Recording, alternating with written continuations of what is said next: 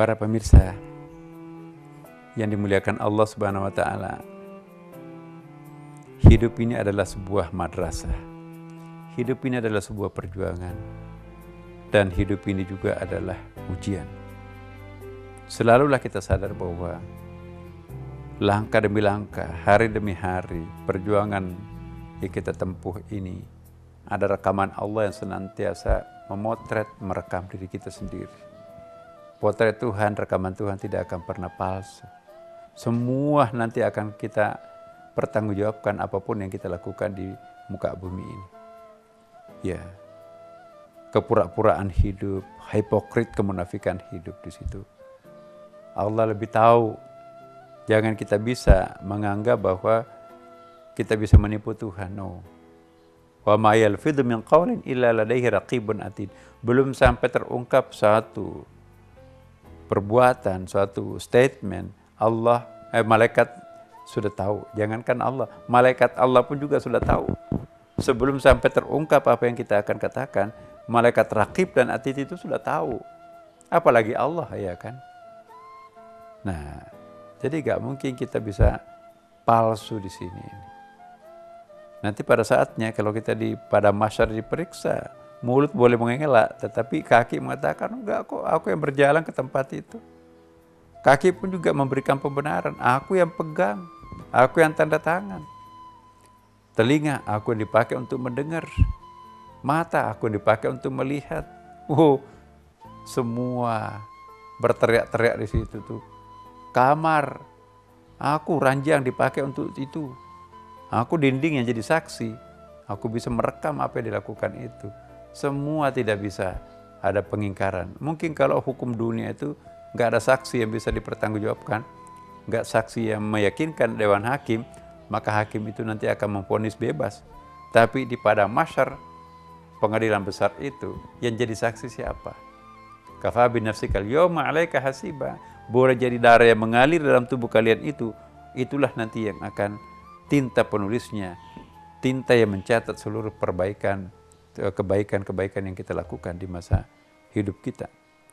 Karena itu para pemirsa, biasakanlah diri kita semuanya untuk menjalani kehidupan ini dengan ikhlas. Ya, biasakan diri ini melakukan sesuatu dengan connectivity-nya, connected dengan Allah Subhanahu wa taala.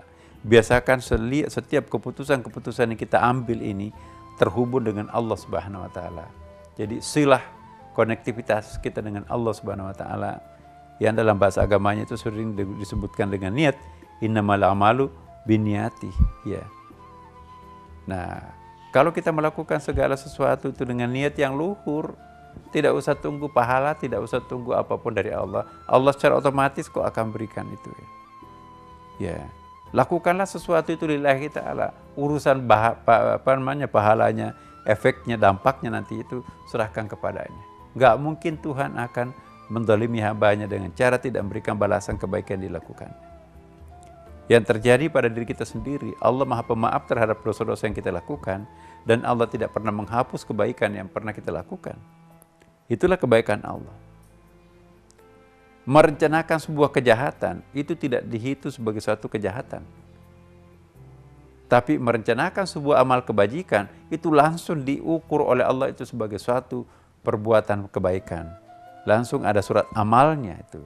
Inilah Allah. Nah, jadi jangan pernah meragukan kebaikan Allah. Sebelum kita melakukan kejahatan itu, baru terwujud di dalam bentuk pikiran, insya Allah, Allah tidak akan mencatatnya sebagai suatu dosa, suatu keburukan. Seburuk apapun sebuah perencanaan dalam pikiran, sebelum kita action itu, maka tidak akan membebani kita. Tapi kalau kebaikan yang kita rencanakan, insya Allah kalau saya nanti jadi kaya, saya akan bangun masjid. Ya, insya Allah kalau jadi ibu kota Republik Indonesia dipindah di Kalimantan, saya akan berwakaf untuk ya membangun pesantren di sana. Anak-anak orang kaya perlu disadarkan supaya jangan menjadi generasi baru yang membebani bangsa.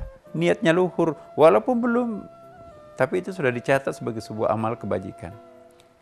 Insya Allah, kalau tender saya menang, saya akan umrah, dicatat sebagai sebuah kebajikan. Tapi sebaliknya, kalau nanti saya menangkan tender ini, saya akan mengajak selingkuhan saya ke luar negeri. Itu belum dicatat itu. Nah itulah Allah maha baik kok itu. Karena itu, meskipun Allah maha baik seperti itu, jangan digunakan kesempatan maha baiknya Allah itu untuk melakukan sesuatu yang tidak diinginkan. Yang paling dicintai Allah ialah mukhlas. Mukhlas itu pikirannya pun juga dia akan bersihkan. Dia tidak akan berpikir negatif sedikit pun.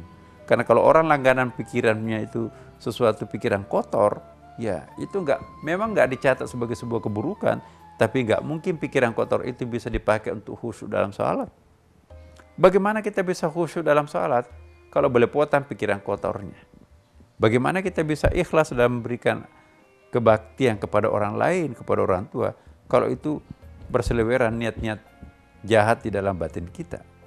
Karena itu saya ingatkan sekali lagi kepada diri kita semuanya, mari kita bersihkan pikiran kita, mari kita bersihkan jiwa kita, mari kita bersihkan kalbu kita, mari kita bersihkan lahir batin kita itu dari berbagai macam hal-hal yang tidak baik, yang bisa menjauhkan kita dengan Allah Subhanahu wa taala. Ya, dengan demikian ya para pemirsa, kita akan lebih menjalani hidup ini tenang, ya kan. Apa artinya kita nanti sudah pensiun?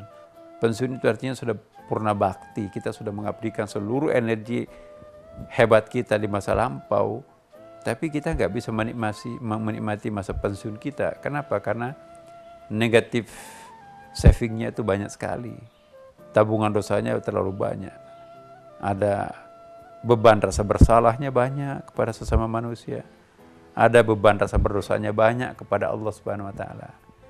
Karena itu para pekerja aktif, usia berjalan terus, jangan kita sibuk mengoleksi tabungan-tabungan negatif, tapi mari kita menambah koleksi kita dalam bentuk spiritual saving, tabung amal. Maka insya Allah dengan demikian kita nanti akan mendapatkan keberuntungan di dunia dan di akhirat kelak. Kita lanjutkan setelah pesan-pesan berikut ini.